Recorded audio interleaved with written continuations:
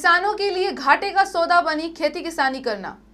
आई हुई फसल के कम दाम मिलते हैं। 4 महीने किसान और उनके परिवार के सदस्य खेतों में जाकर मेहनत करते हैं।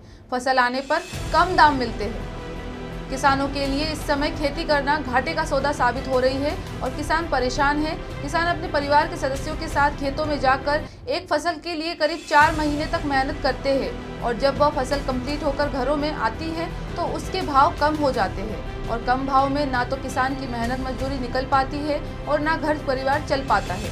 इस समय लहसुन मंडी में बिक रहा है कहीं 400 रुपये प्रति क्विंटल, कहीं 500 रुपये प्रति क्विंटल, कहीं 300 रुपये प्रति क्विंटल। किसानों के लिए लहसुन की फसल घाटे का सौदा बनी हुई है। वहीं प्याज भी कम भाव में बिक्री हो रही है। किसानों के लिए खेती घाटे का सौदा साबित हो रही है। वीरेंद्र जी, आपको भी पता है आज किसानों की क्या हालत हो रही है। आज क्या व्यापारी के एक पानी 25 रुपये में आ रही है 900 ग्राम की। आपको अगर भरोसा नहीं हो तो अपन अभी दुकान के सामने खड़े हैं, चल के खरीद के बताता हूँ मैं। और किसान का दूध आज केवल 40 रुपये लीटर बिक रहा है। दूसरा प्याज 8 रुपये किलो और लहसुन तो फेंकना पड़ रही है। खेती करना किसानों के लिए घाटे का सौदा होते जा रहा है।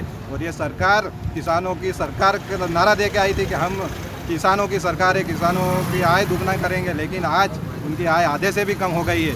पेट्रोल 115 से 20 रुपये लीटर हो रहा है, डीजल 100 रुपये से ऊपर जा रहा है और ये लोग किसानों को अपनी फसल फेंकने को मजबूर हैं। वीरेंद्र जी, ये सरकार निकम्मी साबित होती जा रही है।